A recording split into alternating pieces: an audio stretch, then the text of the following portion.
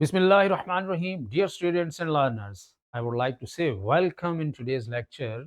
Now, you know very well we have reached at Unit 10, and now it is the second lecture, that is 3B. Now, let's move to the lecture and try to learn about the SLO as well.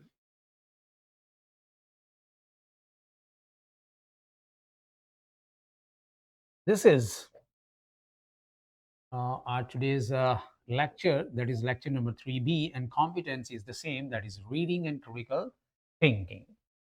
Look at the SLO and discuss and evaluate how authors use language. Now, we have reached the use of language, including figures of speech. Now, we are talking about the use of language, and the particular language is about figures of speech. And the SLO, it is itself mentioning what type of figures of speech we have to discuss. First one is simile, second one metaphor, personification, hyperbole, and onomatopoeia, considering the impact on the reader. So, dear learners, now this was our SLO, and you listened and clarify the concept of the SLO. In this SLO, we are talking about the use of language, and the language is particularly parts what figures of speech, and some particular figures of speech we are going to discuss in this lecture. So, before discussing this particular topic in detail, we will discuss vertical linkage and brainstorming activity as well to comprehend it clearly and comprehensively. Yes. So this is the vertical linkage. Identify the use of some figures of speech. In the previous stage, in the previous English class, that is 6, in this class, the SLO was in this form. Now, look at the brainstorming. Oh, yes, the second one is the vertical linkage. Explain what are the predictions about the content of a text. Next one, yes, the brainstorming activity. Using figures of speech is like adding colors to black and white drawing. Yes. Now, from this statement, dear students, you know very well language is just like colors. If your drawing is black and white, if you want to make your drawing colorful by using colors, in the same case, the writers use language to make their writing colorful. So now let's move. What is ahead for you for us? Figures of speech makes the words of writing bright, exciting, and easier to imagine.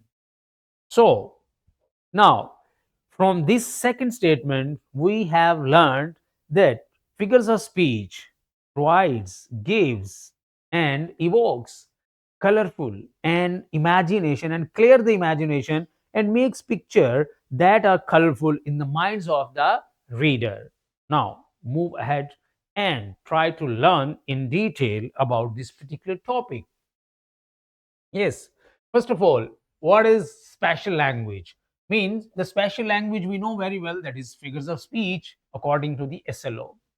The authors make their writing interesting through this special language called figures of speech. So, dear students, the special language according to the SLO is the figures of speech.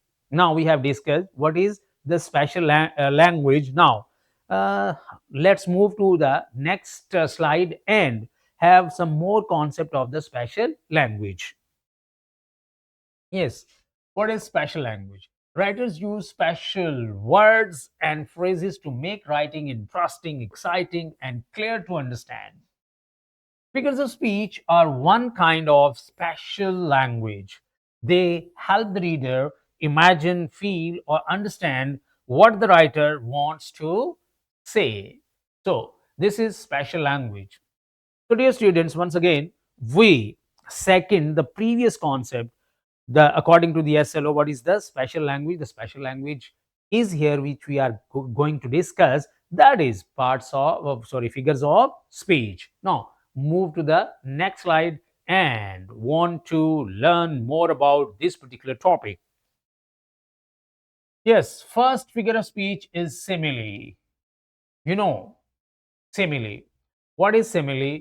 A comparison between. Simile is a figure of speech that is based on comparison. A comparison between two things using like or as. It helps the reader visualize or understand something. Example, his smile is like sunshine. Effect of this particular figure of speech is helps the reader imagine a bright, happy smile. Yes, dear students, this is simile. Now, I would like to explain it further through picture. Look at the picture. This is the picture, and here is the example. His smile, the smile of this particular boy we are talking about in this sentence, is like sunshine. As the sunshine is looking happy, the boy's smile is happy like that sunshine. So for this purpose, when we want to compare two things, so, my dear students, my dear learners, when we compare two same things or the two things on the base of one quality, for this purpose, we use simile to clear the concept and enhance the imagination of the reader. Now, move to the next figure of speech. This is called metaphor. What is metaphor? A direct comparison between two things without using like or as. This is a simple difference between metaphor and simile. Metaphor is a direct comparison without using like or as, but on the other hand, simile uses what like or as for comparison. Now, yes, gives a strong image or idea. It is used, metaphor is used to give a strong image or idea. Now, look at this example. Time is a thief. This example is telling very clearly the time has become a thief, is just like a thief. Time is. So, metaphor compare two things, time and thief, but without using like or as. It means that when the author makes the one thing like the other thing, so this is called metaphor. So what is the effect? Makes the reader think. Yes, what time can make things away quickly. This is the purpose. This is the comparison, direct comparison. Now look at this. This is the man and this is the time. So you are looking at the picture of this man as a thief. So in the same way, the time is thief because time can take things away quickly like the thieves. So we compare time and thief in the same reference. So my dear students, I hope you have learned the concept of metaphor. Now, move to the next figure of speech. Let's have it. Yes, this is called personification. When you look at this word, personification, it means it is derived from the word person. So, now come to the definition. Personification is giving human qualities to non living things. It makes the reader feel emotions and imagine the scene. Example, the wind whispered. Yes, look at this example. Wind is a non living thing, while whispering is the quality of living things. Now, the whispering is going on through wind. It means that the author has given the human qualities to the non living things, that is wind. This particular aspect, this particular thing is called personification. Now, effect creates quiet or mysterious feelings. Look at this example and also look at the picture. Yes, the wind. So we can say that this is wind. You know very well the wind is unseen, but we have to clear the concept. We have to make some kind of picture of the air, right? wind whispered. This is the wind, and this is whispering in the ears of these trees. So it is clear. Now, dear learners, I hope you have learned the concept of personification. That's very easy, right? Move to the next figure of speech. This is hyperbole. Clearly look at this word hyper exaggerated, extra, right? Bole. Now, hyperbole is an exaggerated statement that is not literally true. So, it is very clear. Bole is a statement that is very exaggerated and literally not based on truth, and that is not true. But what this figure of speech shows strong emotions or importance. For example, I have a million of homework assignments. Now you can understand, you may have one, two, three, or maybe four assignments, but not more than that. But here, a million homework. So this is untruthful and exaggerated statement. This is called hyperbole to create an impact, to create an importance of that particular work or thing. Effect shows a lot of homework or strong emotion about the homework. This is the purpose of hyperbole. Now, dear learners, I hope you have learned the concept of hyperbole as well. Now, move to the next point and let's have what is the next figure of speech and how we learn it. Yes, this is onomatopoeia. Onomatopoeia means onomatopoeia are the words that sound like, that look like the noise they describe, right? It helps the reader hear the sound while reading. Example, the bees buzzed. Yes, the bees buzzed. This is onomatopoeia. The words create some particular sound that is called onomatopoeia. Effect, a reader hears the sound and feels the scene is real. So, when we are reading, we can't listen, we can't hear the sound of the words. But when the writer uses some particular words to create the sound effect on the reader, for this purpose, the author uses onomatopoeia.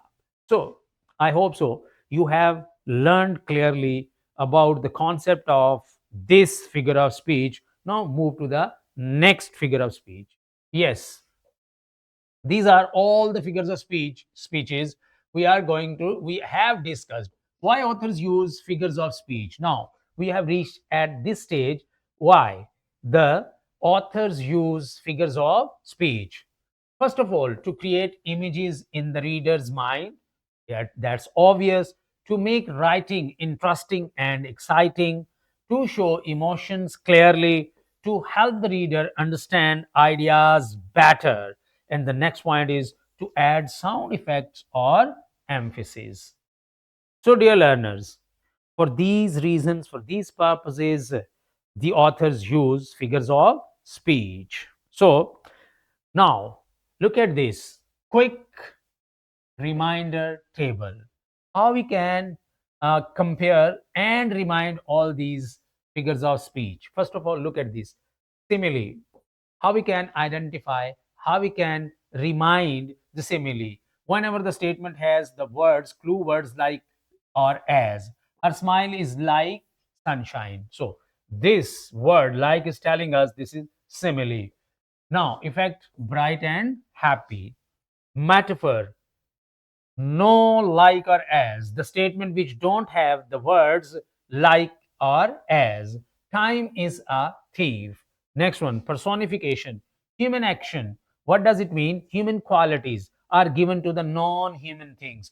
The wind whispered. Right. We have discussed all these examples before. That's why I'm not discussing in detail. Hyperbole, exaggerated statement, and onomatopoeia mean sound words that create some particular sound so that the listeners hear the words. Yes. So simulations are also attached here with this PPT.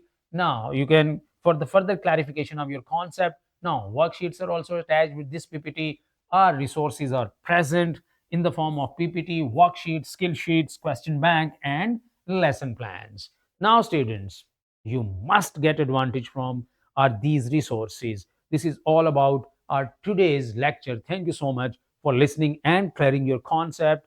So, see you tomorrow with the new topic.